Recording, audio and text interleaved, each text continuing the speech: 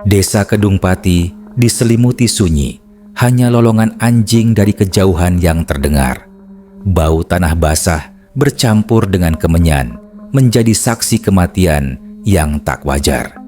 Tapi jasad yang seharusnya kaku di dalam keranda tiba-tiba duduk, matanya merah menyala, dan dari mulutnya mengalir darah hitam pekat.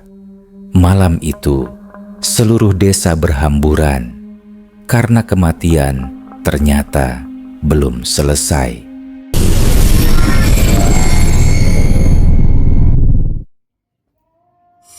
Desa Kedungpati adalah sebuah desa tua di Jawa Tengah yang dikenal masih kuat memegang adat Jawa.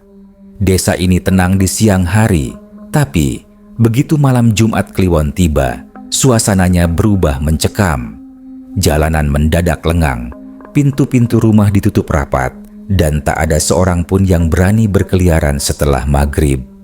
Orang-orang percaya malam Jumat Kliwon adalah saat ketika batas dunia manusia dan gaib menipis, sehingga roh-roh gentayangan bebas berkeliaran. Hari itu, tepat pada Jumat Kliwon, kabar duka mendadak menyebar. Pak Wiryo, seorang lelaki parubaya yang sehari-hari bekerja sebagai tukang kayu, ditemukan meninggal dunia di rumahnya. Padahal siangnya ia masih terlihat sehat, bahkan sempat membantu tetangga menebang bambu di kebun belakang rumah. Menurut cerita istrinya Bu Sarti, kematian itu sangat aneh. Tengah malam, Pak Wiryo tiba-tiba bangun dari tidurnya dengan wajah pucat pasi. Ia menjerit keras, "Ojo, ojo, dijupuk aku saiki. Jangan ambil aku sekarang." Tubuhnya kejang, napasnya tersengal, lalu seketika ambruk tak bernyawa. Bu Sarti yang panik hanya bisa menangis, sementara tetangga yang berdatangan malam itu dibuat merinding mendengar kata-kata terakhir almarhum. Keesokan paginya, rumah Pak Wiryo dipenuhi warga. Bau kemenyan bercampur dengan aroma darah yang masih keluar dari mulutnya.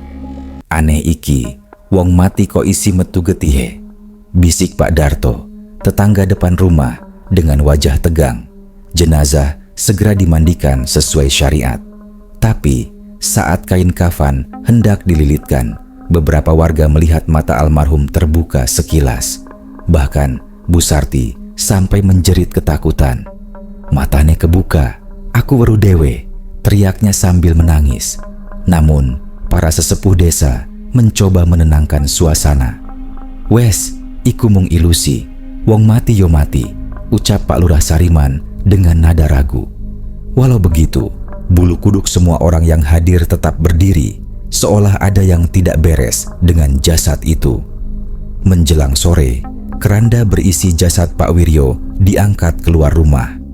4 lelaki kampung memikulnya, bergantian dengan yang lain. Warga beriringan menuju pemakaman desa, membaca doa-doa. Gerimis turun menambah kelam suasana. Jalan tanah becek dan licin membuat langkah mereka terasa berat. Namun, saat rombongan melewati pertigaan jalan dekat pohon beringin tua, sesuatu yang tak masuk akal terjadi. Keranda itu bergegar hebat, seakan ada sesuatu dari dalam yang berusaha keluar. Para pengusung hampir menjatuhkan keranda. "Astagfirullah, opo iki?" teriak Pak Darto, wajahnya pucat. Seketika, kain kafan di dalam keranda bergerak. Warga menahan napas. Lalu, perlahan tubuh Pak Wiryo duduk tegak di atas keranda. Matanya melotot merah, lidahnya menjulur hitam, dan dari mulutnya mengalir darah segar. Jeritan mengguncang udara. Perempuan-perempuan berhamburan lari sambil membawa anak-anak mereka. Para lelaki menjatuhkan keranda dan kabur tanpa menoleh lagi. Bu Sarti langsung jatuh pingsan di tempat, wajahnya pucat pasi melihat suaminya yang seharusnya sudah mati, kini duduk menatap kosong ke arah warga. Jasad Pak Wiryo tidak bergerak liar. Ia hanya duduk kaku, dengan kepala sedikit menunduk, tapi matanya mengikuti setiap orang yang mencoba mendekat. Bau busuk mulai tercium, bercampur dengan aroma tanah basah. tengah kekacauan itu, seorang lelaki tua bergegas datang. Dialah Kiai Jalal, ulama sepuh yang paling dihormati di Kedungpati. Dengan sorban putih di bahu dan tongkat kayu di tangannya, ia maju perlahan mendekati keranda. Suaranya lantang menggema, "Semua mundur, jangan dekati dia. Itu bukan lagi manusia, itu jasad yang belum sempurna kematiannya." Warga yang ketakutan hanya bisa menatap dari jauh. Ada yang bersembunyi di balik pagar rumah, ada yang gemetar sambil merapal doa. Angin malam tiba-tiba bertiup kencang. Daun-daun bergoyang. Suara azan maghrib dari masjid terdengar sayup, seolah bersahut dengan suasana mencekam itu. Jasad Pak Wiryo yang masih duduk di keranda mendongakkan kepala perlahan ke arah Kiai Jalal. Matanya merah menyala, seakan menantang, dan di saat itu juga terdengar suara lirih namun jelas dari mulutnya yang hitam. "Aku, Durung, rampung." Semua orang terdiam. Darah mereka seakan membeku. Suasana desa Kedungpati malam itu benar-benar kacau. Jalanan yang biasanya sepi di malam Jumat Kliwon kini dipenuhi warga yang gemetar ketakutan setelah menyaksikan jasad Pak Wiryo duduk di atas keranda. Angin bertiup kencang, membuat dedaunan berisik. Bau busuk dari jasad bercampur dengan aroma tanah basah akibat hujan gerimis. Warga berkerumun jauh dari keranda. Ada yang menangis, ada yang beristighfar berkali-kali. Di tengah kepanikan itu, suara lirih dari mulut Pak Wiryo yang hitam terdengar jelas. "Aku, Durung, rampung. Aku belum selesai." Kalimat itu membuat bulu kuduk warga berdiri. Pak Darto yang tadi ikut mengusung keranda langsung tersungkur. Wajahnya pucat pasi. "Ya Allah, piye iki, Kiai?" serunya ketakutan. Kiai Jalal berdiri tegak, menatap jasad Pak Wiryo dengan mata tajam. Sorban putih di pundaknya berkibar tertiup angin. Dengan suara lantang, ia berteriak, "Warga Kedungpati, tetaplah di tempat kalian. Jangan ada yang mendekat. Jasad ini tidak lagi milik dunia, tapi masih terikat sesuatu yang belum terselesaikan." Bu Sarti yang sudah sadar dari pingsannya menjerit histeris, "Suamiku, ojo tinggalne aku dewekan, jangan tinggalkan aku sendirian." Ia meronta, ingin mendekati jasad suaminya, tapi beberapa perempuan menahan tubuhnya. Sementara itu, jasad Pak Wiryo mulai bergerak kaku. Kepalanya berputar pelan, menatap satu persatu warga dengan sorot mata kosong tapi tajam. Dari mulutnya mengalir darah segar, menetes ke kain kafan yang sudah berlumur tanah. Tiba-tiba, dari arah masjid terdengar suara azan Isya. Suara itu menggema, menyayat sunyi. Namun, bukannya menenangkan, azan itu justru membuat jasad Pak Wiryo menjerit keras. "Ah!" Jeritan itu menggema di seluruh desa, membuat anak-anak menutup telinga dan menangis ketakutan. Keranda berguncang sendiri. Tubuh Pak Wiryo meronta, seakan menolak lantunan azan. Matanya merah menyala, dan tubuhnya yang sudah kaku bergerak seperti orang hidup. Kiai Jalal mengangkat tongkatnya dan mulai membaca doa keras-keras. "Allahu Akbar, la ilaha illallah." Suaranya bergetar, tapi tegas. Setiap kali doa diucapkan, tubuh jasad itu menggeliat seolah terbakar. Namun, sesuatu yang lebih menyeramkan terjadi. Dari mulut Pak Wiryo yang hitam, keluar suara lain. Suara itu bukan suara manusia, melainkan berat dan bergema seperti datang dari perut bumi. "Iki dudu wektue, wong iki durung rampung janjine karo aku. Ini belum waktunya. Orang ini belum selesai janjinya denganku." Warga serempak berteriak histeris. Ada yang langsung lari pulang, ada yang jatuh pingsan. Pak Lurah Sariman yang mencoba tegar pun tak kuasa menahan tubuhnya yang gemetar. "Ya Allah, ternyata desas-desus iku bener," katanya lirih. Desas-desus yang ia maksud adalah cerita lama, bahwa Pak Wiryo pernah terlibat perjanjian dengan makhluk gaib.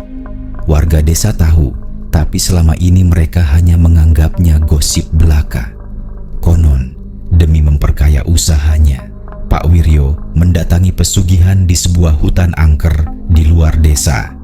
Kiai Jalal melangkah mendekat ke keranda. Ia menancapkan tongkat kayunya ke tanah, lalu merapal doa semakin keras. Tubuh Pak Wiryo bergetar hebat, seakan ada dua kekuatan yang sedang bertarung di dalam jasad itu. Bu Sarti kembali berteriak, "Aku orang ngerti opo-opo, suamiku wong apik, ora mungkin dheweke gawe janji karo setan."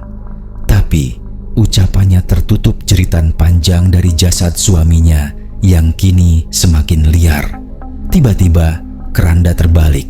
Jasad Pak Wiryo terhempas ke tanah, tubuhnya kaku tapi masih bergerak. Ia merangkak pelan ke arah warga yang ketakutan. Matanya menatap tajam, lidah hitamnya menjulur, dan suaranya kembali bergema. "Sopo sing wani nyegah aku, bakal tak tuntut nganti tekan kubur. Siapa yang berani menghalangiku, akan kutuntut sampai ke liang kubur." Warga menjerit ketakutan. Sebagian berlari terbirit-birit meninggalkan lokasi. Tinggallah Kiai Jalal, Pak Lurah Sariman, Pak Darto, dan beberapa lelaki yang masih berani bertahan. Kiai Jalal dengan wajah tegang berteriak, "Wiryo, yen pancen awakmu isi kelingan marang Gusti Allah, bali, rampungna pati kanthi becik. Wiryo, jika kau masih ingat kepada Allah, kembalilah, selesaikan kematianmu dengan baik." Namun, tubuh Pak Wiryo hanya berhenti sesaat, lalu kembali menoleh dengan senyum miring yang menyeramkan. Suara berat itu keluar lagi. "Ora gampang Kiai, awak iki isih duweni utang. Angin bertiup makin kencang. Daun beringin di pertigaan bergoyang keras. Lampu-lampu minyak di rumah warga padam satu persatu. Gelap pekat menyelimuti desa Kedung Pati. Hanya suara jeritan dan doa yang saling bertabrakan. Dan di tengah kegelapan itu, warga melihat dengan jelas tubuh Pak Wiryo bangkit berdiri tegak, meski seharusnya ia sudah kaku. Tubuhnya bergetar, kain kafannya koyak, wajahnya busuk penuh darah. Ia melangkah satu langkah ke depan, menatap Kiai Jalal dengan mata merah menyala. Malam itu, desa Kedung Pati berubah menjadi neraka kecil. Lampu-lampu minyak padam satu persatu, seakan ada tangan gaib yang meniupnya. Gelap pekat menelan jalanan, hanya menyisakan cahaya samar dari rembulan yang tertutup awan hitam. Tubuh Pak Wiryo kini berdiri tegak di tengah jalan tanah dengan kain kafan yang sobek-sobek. Matanya merah menyala, lidah hitamnya menjulur, dan dari mulutnya masih menetes darah segar. Suara nafasnya berat, seperti hembusan angin dari liang kubur. Warga yang masih bertahan berkerumun di kejauhan gemetar. Ada yang merapal ayat kursi terbata-bata, ada pula yang menutupi wajah dengan sarung. Bu Sarti, istrinya, hanya bisa menangis keras. Suamiku kok dadi ngene, Gusti." Kiai Jalal berdiri tegak, meski wajahnya penuh ketegangan. Tongkat kayu di tangannya ia tancapkan ke tanah, lalu ia membaca doa dengan suara lantang. Namun, setiap kali doa itu menggema, tubuh Pak Wiryo justru semakin bergetar hebat, seolah melawan. Tiba-tiba, suara berat keluar lagi dari mulut Pak Wiryo, suara yang jelas bukan miliknya. "Wiryo iki durung iso lunga. Dheweke isi duweni janji karo aku, nganti tekan keturunane. Wiryo ini belum bisa pergi. Dia masih punya janji denganku, sampai ke keturunannya." Warga terhenyak. Suara itu begitu menyeramkan, bergema, seperti datang dari perut bumi. Pak Lurah Sariman mendekat ke arah Kiai Jalal dengan wajah pucat. "Kiai, bener toh, gosip yen Wiryo kuwi wis suwe main pesugihan?" Kiai Jalal menarik napas panjang. "Aku wis curiga. Wiryo kuwi tiba-tiba sugih, padahal karyane mung tukang kayu. Katanya rezekine lancar, padahal kabeh saka perjanjian sing ora halal. Pak Darto menutup mulutnya dengan tangan gemetar. Ya Allah, berarti iki dudu mati biasa Kiai. Iki wes dadi rebutan makhluk sing digawe janji karo dheweke. Bu Sarti langsung meraung histeris. Ora mungkin suamiku wong apik, dheweke salat, zakat, kabeh ditunaikne. Tapi dalam hati kecilnya ia tahu ada yang disembunyikan suaminya. Beberapa kali ia melihat Pak Wiryo keluar rumah diam-diam malam Jumat, berjalan ke arah hutan angker di luar desa. Ia tak pernah berani bertanya. Sementara itu, tubuh Pak Wiryo berjalan kaku menuju warga. Setiap langkah yang ia ambil, tanah di bawahnya seperti bergetar. Anak-anak menjerit, perempuan berhamburan mundur. Wajahnya semakin mengerikan, bola matanya nyaris keluar, giginya menghitam. Kiai Jalal berteriak lantang, "Wiryo, yen pancen bener awakmu nggawe perjanjian, saiki wektune bali marang Gusti Allah. Ora ana sing iso nyilametke kajaba taubat lan pangampunane." Namun jasad itu berhenti, lalu menoleh dengan senyum miring. Suara berat kembali keluar. "Taubat, ora ana taubat kanggo wong sing nglanggar janji karo aku. Nyawane wes tak tanda, lan saiki aku sing duweni." Ucapan itu membuat suasana semakin mencekam. Warga berteriak histeris, beberapa langsung lari pulang meninggalkan lokasi. Tinggallah segelintir orang yang masih bertahan. Pak Lurah Sariman, Pak Darto, beberapa pemuda, dan tentu saja Kiai Jalal. Bu Sarti jatuh tersungkur menatap jasad suaminya sambil menangis. "Kalau bener awakmu gawe janji, kenapa aku orang ngerti?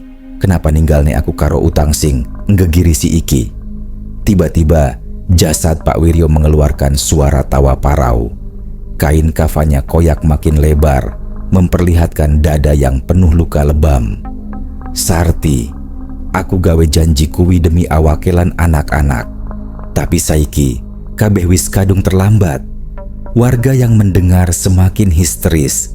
Ada yang langsung sujud sambil menangis. Ada yang berteriak menyebut nama Allah. Kiai Jalal tahu ia tak bisa menunggu lebih lama. Ia meraih segenggam tanah, merapal doa, lalu menaburkannya ke arah jasad itu. Seketika tubuh Pak Wiryo berteriak keras, terhuyung mundur. Namun bukan hanya itu. Dari tubuh jasad itu keluar bayangan hitam besar, berwujud menyerupai manusia, tapi tak berkepala. Suaranya berat, bergema di seluruh desa. "Janji iki durung rampung Kiai, wong iki tetep dadi kagunganku.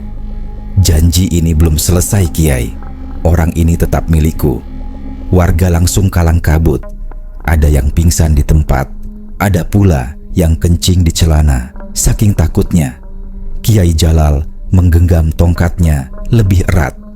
"Demi Allah, sing maha kuasa, aku ora bakal ngijin ke roh iki ngrebut jenazah muslim tanpa restu Gusti Allah." Tubuh Pak Wiryo kembali menggeliat di tanah, matanya semakin merah, suaranya bercampur antara jeritan manusia dan raungan makhluk gaib. Malam itu, desa Kedungpati tahu yang mereka hadapi bukan sekadar jasad yang bangkit, tapi pertempuran antara janji hitam dan doa suci. Dan di tengah kekacauan itu, suara azan subuh dari masjid tua di ujung desa tiba-tiba terdengar lebih awal, padahal jam dinding warga masih menunjukkan pukul 11 malam. Suara azan subuh yang tiba-tiba menggema dari masjid tua desa Kedungpati membuat semua warga tertegun. Jam dinding jelas masih menunjukkan pukul 11 malam. Bagaimana mungkin azan subuh sudah berkumandang? Suara itu menggema panjang, seperti bukan datang dari mulut seorang manusia, tapi dari langit yang jauh. Jasad Pak Wiryo yang sebelumnya meraung kini berhenti sejenak. Tubuhnya kaku, matanya melotot menatap ke arah masjid. Suara berat yang keluar dari mulutnya ikut terdiam, seolah terganggu. Bayangan hitam besar tanpa kepala yang tadi sempat muncul, kini bergetar, bentuknya kabur, lalu kembali menyatu ke dalam tubuh jasad. Warga yang masih bertahan hanya bisa memandang dengan ketakutan. Pak Darto menggenggam sarungnya erat-erat. "Kiai, iki piye? Suara azan kok metusak durung ngewek tuh?" tanyanya terbata-bata. Kiai Jalal menatap tajam ke arah jasad yang kini berdiri kaku.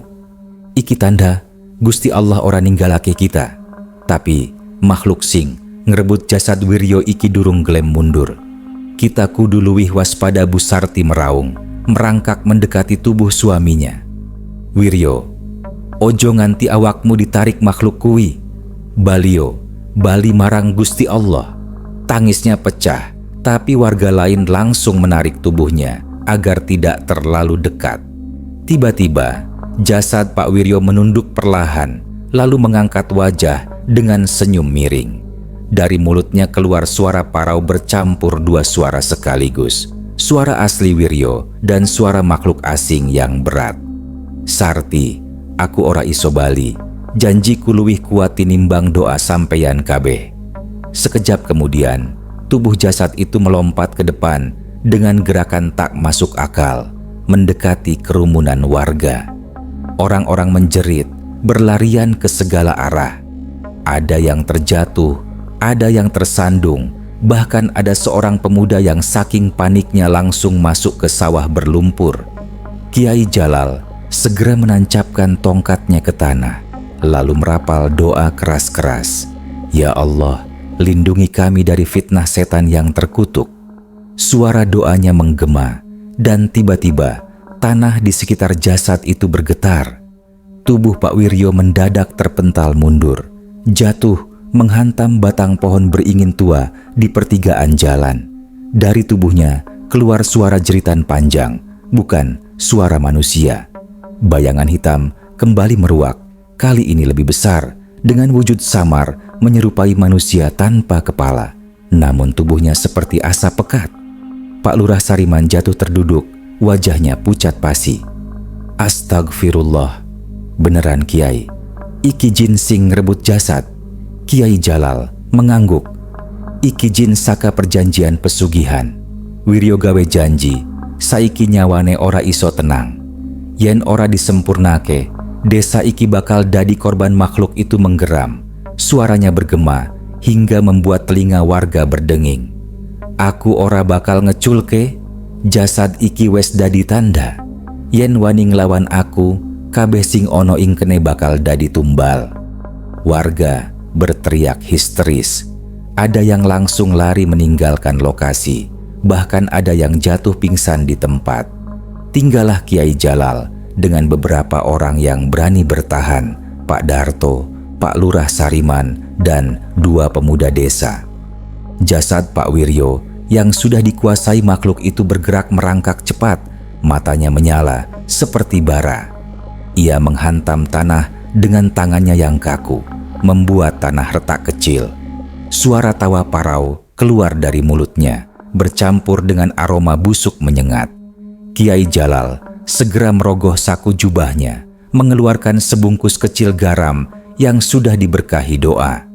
Ia menaburkannya ke tanah sambil membaca ayat kursi dengan suara lantang. Saat butiran garam menyentuh tanah, terdengar suara mendesis seolah bara panas disiram air. Tubuh jasad itu kembali bergetar keras, mengeluarkan jeritan panjang. Bu Sarti menutup telinganya sambil menangis. "Cukup, ojo sikso suamiku maneh." Namun Kiai Jalal tetap tegas. "Iki dudu Wiryo maneh Sarti. Iki mung jasad sing wis dadi rebutan. Yen ora diputus saiki, kabeh desa bakal dadi korban." Tiba-tiba, langit yang tadinya hanya mendung berubah semakin pekat. Petir menyambar pohon beringin tua hingga sebagian dahannya patah.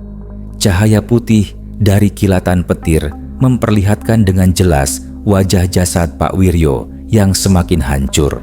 Kulitnya mulai mengelupas, darah hitam mengalir dari telinganya, dan matanya semakin merah menyala. Makhluk itu kembali bersuara. Aku ora peduli karo doa-doa sampeyan. Wiryo wes dadi bagian saka aku.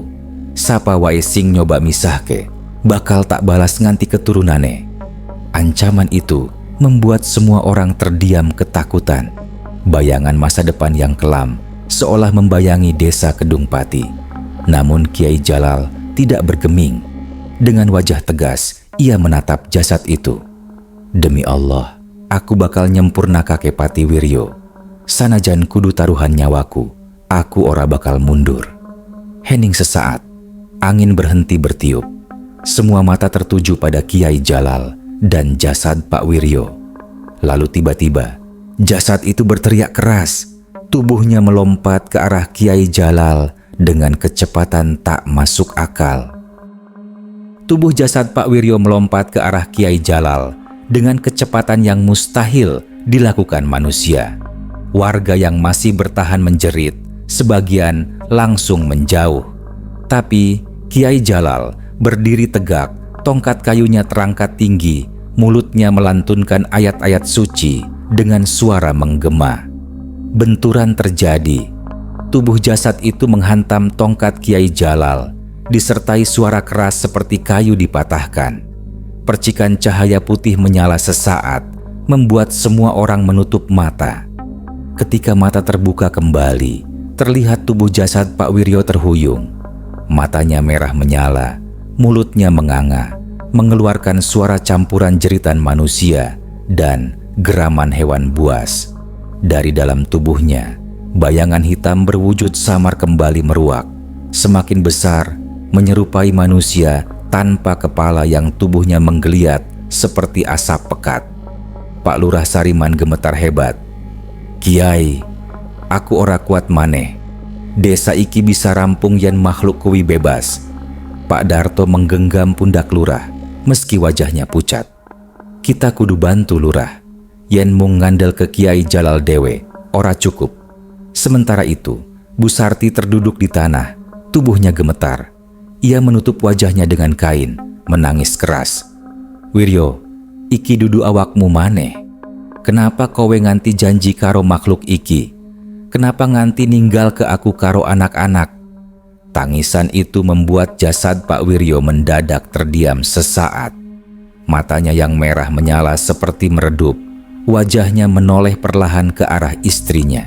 Dari mulutnya keluar suara lirih, seolah suara asli Wiryo. Sarti, tulung aku kepanasan, aku kobong.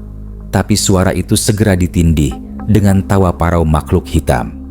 Cukup, jasad iki duweku, ojo anasing ngarep-arep deweke bali. Bayangan hitam itu merentangkan tangannya yang besar dan tiba-tiba angin kencang berhembus, menumbangkan beberapa bambu di sekitar.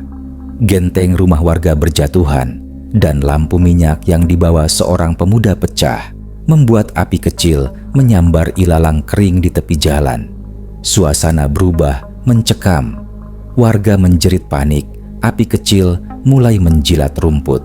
Kiai Jalal menancapkan tongkatnya lebih dalam ke tanah, lalu menoleh ke arah beberapa pemuda. Cepet padam ke geni, yen geni nyebar, setan iki bakal luwih seneng amarga kobongan iku panganane. Pemuda-pemuda itu langsung bergerak, sebagian menepuk-nepuk api dengan kain basah, sebagian lagi mengambil air dari sumur dekat pertigaan jalan. Sementara itu, Kiai Jalal fokus menghadapi jasad Pak Wiryo. Dengan suara keras, ia membaca ayat kursi berulang kali, lalu meludahkan sedikit air doa ke tongkatnya. Tongkat itu mendadak bergetar, memancarkan cahaya samar. Makhluk hitam itu meraung keras, lalu memaksa jasad Pak Wiryo kembali maju. Kali ini, tubuh jasadnya bergerak seperti wayang rusak. Sendi-sendinya tertekuk ke arah yang salah, tulang-tulangnya berderak, wajahnya semakin hancur dengan darah hitam mengucur dari hidung dan telinganya. Pak Darto sampai muntah di tempat melihat itu. Ya Allah, awak manusia kok iso koyok ngene? Kiai Jalal tidak gentar. Ia maju selangkah, mengangkat tongkatnya. Aku orang lawan awakmu Wiryo. aku nglawan makhluk sing ngrebut awakmu, yen pancen ana sisa kesadaranmu lawan makhluk iki sakan jero. Sesaat, tubuh jasad itu berhenti bergerak. Matanya kembali meredup. Dari mulutnya keluar suara lirih lagi. Kiai, aku kepencil, aku diikat, tulung aku. Namun makhluk hitam itu segera menjerit marah. Bayangannya membesar hingga menutupi setengah pohon beringin. Dari tubuh asap itu muncul tangan-tangan lain berjumlah belasan. Semuanya terulur untuk meraih warga yang berdekatan. Seorang pemuda desa terlambat lari. Tangannya terjangkau bayangan hitam itu. Sekejap kemudian, tubuhnya terseret, menjerit histeris. Kaki-kakinya menghantam tanah, meninggalkan jejak derak yang dalam. Warga lain mencoba menariknya, tapi bayangan itu terlalu kuat. Pak Lurah Sariman hampir pingsan melihatnya. Kiai, wong enom kai bakal diseret. Dengan cepat, Kiai Jalal melemparkan segenggam garam doa ke arah bayangan itu. Garam itu berubah seperti bara merah saat menyentuh asap hitam. Terdengar suara mendesis panjang. Tangan-tangan itu seketika terlepas dan pemuda yang diseret langsung terlempar ke tanah, pingsan dengan wajah penuh lebam. Makhluk itu menjerit, suaranya membuat seluruh warga menutup telinga. Burung-burung malam yang bertengger di pohon beringin beterbangan panik, menambah suasana kacau. Lalu, makhluk itu bersuara lebih jelas. Suaranya berat bergema, seakan berasal dari perut bumi. Sampeyan orang ngerti Kiai, Wiryo janji karo aku, yen mati, aku sing bakal duwe jasade. Iki wes kesepakatan, sampeyan ora iso mecahke. Kiai Jalal menatap tajam. Janji karo setan ora bakal digugu Gusti Allah. Aku bakal mecahke kanthi kalimah Allah. Ia lalu memejamkan mata, merapal doa lebih panjang. Kali ini disertai salawat yang dilantunkan keras-keras. Suaranya menggetarkan malam, bercampur dengan sisa-sisa tangis Bu Sarti. Tubuh jasad Pak Wiryo bergetar keras, seolah dua kekuatan di dalamnya sedang bertarung. Darah hitam semakin deras keluar dari tubuhnya, menetes ke tanah, menimbulkan bau busuk yang menusuk. Dari matanya mengalir cairan putih seperti nanah. Wajahnya makin menyeramkan. Makhluk itu meraung dan tiba-tiba tanah di bawah beringin retak memanjang. Dari dalam retakan itu keluar asap pekat yang berputar, menimbulkan ilusi seolah-olah ada pintu menuju kegelapan di bawah tanah. Pak Darto terjatuh, wajahnya pucat pasi. Astagfirullah, iku gapura neraka Kiai, yen makhluk kuwi metu sakabehe. Ora mung Kedung Pati, kabeh desa sekitar bisa rusak. Suasana malam makin mencekam. Angin berputar kencang, ilalang meliuk, dan suara anjing melolong bersahutan dari kejauhan. Dan di tengah semua itu, tubuh jasad Pak Wiryo tiba-tiba berdiri tegak, matanya merah menyala lagi. Lalu dengan suara parau bercampur jeritan ia berkata, "Sapa wae sing nyoba nyegah, bakal tak ajak menyang jerone." Ia melangkah maju. Satu kakinya sudah masuk ke retakan tanah yang berasap pekat. Warga menjerit. Bu Sarti menutup wajahnya. Kiai Jalal menggenggam tongkat erat. Pertempuran terakhir sepertinya baru akan dimulai. Retakan tanah di bawah pohon beringin makin melebar. Asap pekat bergulung keluar, mengeluarkan aroma belerang bercampur bau bangkai. Jasad Pak Wiryo berdiri kaku di tepinya. Setengah tubuhnya sudah tampak ditarik oleh kekuatan gaib ke dalam jurang gelap itu. Matanya menyala merah, sementara bayangan hitam besar melingkarinya, menjerit-jerit seperti ribuan suara manusia yang tersiksa. Warga yang masih bertahan hanya bisa berdoa sambil gemetar. Ada yang menutup telinga, ada yang bersembunyi di balik tubuh lain.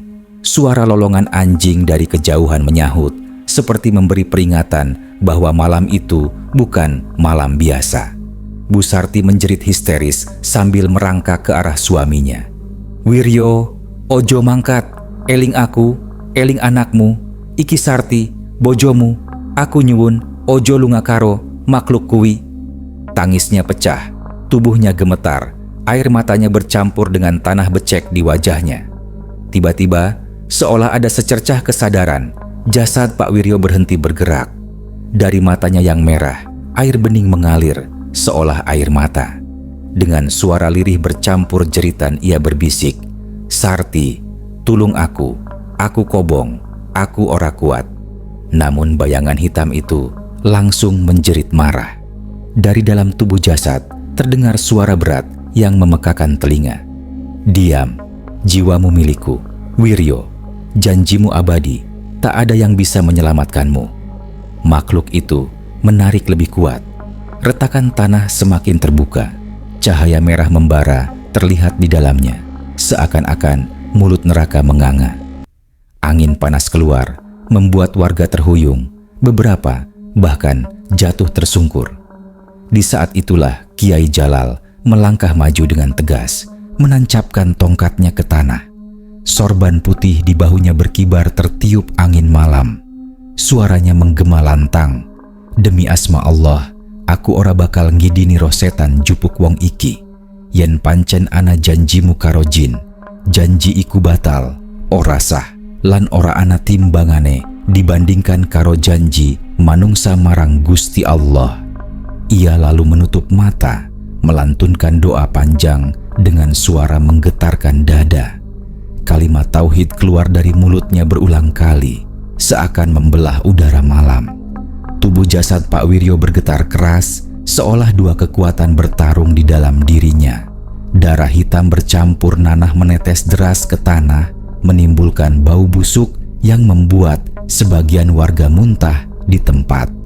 Pak Darto, meski ketakutan, berusaha berdiri di samping lurah. "Kita kudu bantu Kiai, yen mung piyambakan, ora bakal kuat." Pak Lurah Sariman yang gemetar akhirnya mengangguk. Ia mengajak beberapa pemuda dan orang tua yang masih berani. Mereka membentuk lingkaran, membaca tahlil keras-keras, meski suara mereka bergetar penuh rasa takut. Tiba-tiba, cahaya samar muncul dari tongkat Kiai Jalal. Semakin lama, semakin terang, hingga membentuk lingkaran cahaya di tanah. Bayangan hitam yang melingkupi jasad Pak Wiryo berteriak kesakitan, "Tidak, jangan bawa aku kembali. Aku sudah hampir keluar." Makhluk itu meronta, tubuh asapnya berputar-putar di sekitar beringin, membuat daun-daunnya berguguran. Dalam keputusasaan, makhluk itu mengerahkan seluruh kekuatannya. Retakan tanah semakin besar, bahkan akar-akar pohon beringin tercabut. Dari dalam jurang asap, muncul tangan-tangan hitam panjang yang mencoba menarik warga yang berdoa. Salah satu tangan hampir meraih Bu Sarti. Ia berteriak ketakutan. Tapi sebelum terseret, cahaya dari tongkat Kiai Jalal memancar lebih kuat, menembus tangan hitam itu hingga hancur menjadi asap. Dengan suara lantang penuh keyakinan, Kiai Jalal berteriak, "Wiryo, yen kowe pancen pengin slamet, ucapna kalimah iki saka atimu. Ora usah nganggo lesanmu, cukup saka rohmumu. La ilaha illallah." Tubuh jasad Pak Wiryo menggeliat, wajahnya penuh luka, matanya merah menyala, lalu redup. Dari mulutnya yang berlumuran darah hitam, terdengar bisikan lirih, hampir tak terdengar, "La ilaha illallah." Sekejap kemudian, tubuhnya menegang keras, lalu terjatuh ke tanah. Bayangan hitam di sekelilingnya menjerit panjang, lalu tersedot kembali ke dalam retakan tanah. Asap pekat menghilang, retakan perlahan menutup, seolah tak pernah ada. Sunyi, hanya terdengar isak tangis warga. Angin berhenti. Daun-daun yang berjatuhan menutupi jasad Pak Wiryo yang kini terbaring diam, benar-benar kaku, tak lagi bergerak. Bu Sarti berlari menghampiri, memeluk tubuh suaminya. Kali ini dingin, tapi tenang. Tak ada lagi darah yang mengalir, wajahnya meski rusak tetap terlihat damai. Ia menangis, "Mugo-mugo Gusti Allah ngapura dosamu, Wiryo." Kiai Jalal menghela napas panjang, wajahnya pucat, peluh membasahi keningnya. Ia berkata pelan tapi tegas, "Saiki kematiannya wis sempurna. Nanging kabeh kudu ngerti, iki dadi pepeling. Janji karo makhluk gaib, utamane jin kafir, bakal nggawa cilaka." Wiryo wis kelangan uripelan meh, kelangan rohnya saklawase warga terdiam. Malam itu, mereka semua merasakan sendiri bagaimana janji hitam bisa menghancurkan hidup seseorang, bahkan setelah mati. Pemakaman akhirnya dilanjutkan menjelang dini hari. Jasad Pak Wiryo dimakamkan di bawah beringin tua yang tadi menjadi saksi kengerian. Tak ada yang berani menolak. Mereka percaya jasadnya harus dikunci di situ agar makhluk itu tak bisa kembali. Ketika liang lahat ditutup, suara azan subuh berkumandang dari kejauhan. Semua orang merasa lega, tapi juga masih diliputi ketakutan. Namun, beberapa hari kemudian, cerita menyeramkan mulai tersebar.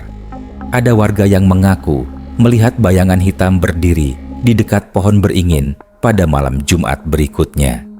Ada juga yang mendengar suara lirih dari arah kuburan. "Aku kobong, aku ora kuat." Sejak saat itu, Desa Kedungpati punya larangan baru. Tak ada seorang pun yang boleh lewat dekat beringin tua setiap malam Jumat Kliwon. Karena mereka percaya roh Pak Wiryo meski sudah disempurnakan kematiannya, masih meninggalkan jejak, dan jin yang pernah menguasainya belum benar-benar pergi. Sejak malam itu, Desa Kedungpati tak pernah sama lagi. Setiap Jumat Kliwon, tak ada warga yang berani melewati beringin tua. Mereka percaya suara lirih itu masih terdengar. Bisikan dari jasad yang pernah bangkit di atas keranda. Sebuah pengingat bahwa janji dengan makhluk gaib tidak pernah berakhir baik, dan siapapun yang mencoba mungkin akan bernasib sama.